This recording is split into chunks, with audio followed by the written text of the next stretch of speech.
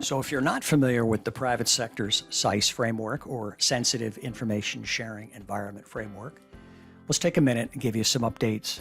First, the SISE is comprised of a legal framework that brings together three important ingredients. One is user segmentation. During disasters of any kind, industry needs to talk with industry, government with government, and they have to be segmented, and sometimes by sector, by use case. So there needed to be a framework, like a honeycomb, that had all these different cells that people could come together. Some cells were open to everybody, some were just open to this sector, or some were just open to these states. So there was user segmentation was a key part of this, number one. Number two, there's a legal agreement. The SISE is operated by the All Hazards Consortium, which is protected from FOIA, the Freedom of Information requests. What does that mean? That means states and industry can come together and plan, talk, argue, fight, and work through problems that are never going to be worked through in public. Their fear of non-operational people, media, all kinds of stuff, they just don't open up there. So the framework for the SISE closes that off and protects the operational significance and confidence so people can have conversations through this legal agreement. And the last piece is identity management. When people are sharing information, they want to know who is looking at it, for what purpose, and for how long. And the SISE provides that framework. The next component is a central, trusted place for planning, research, development, information sharing, you bet. And this is a combination of technologies and physical locations. The first piece is the trusted community. The SISE is only as good as the people involved in supporting it. And the people organize for different reasons. There's some things that organize all of them together. There's other things that are problems or use cases that they form small committees around.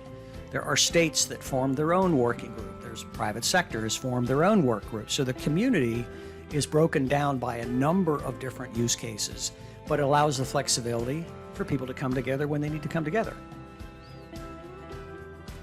The next component is innovation, faster innovation. The SISE provides a framework for the federal government and universities, research, organizations, so forth, to come together and conduct rapid research by getting the actual users in the field to review the research requirements and actually test the research operationally, which accelerates the whole research transition process.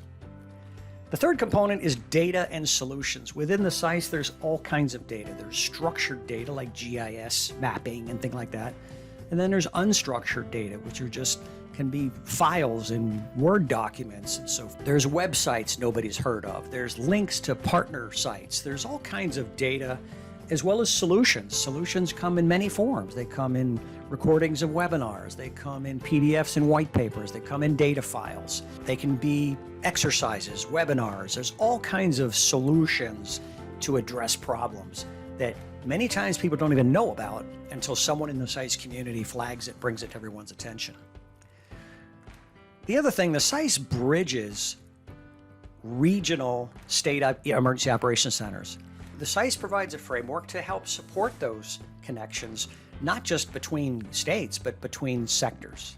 So it provides this bridge of this information into a state EOC that the state EOC just doesn't have today. And the last thing is sustained activities. We use the planning cycle year-round. We have working groups that have been together every week for 10 years.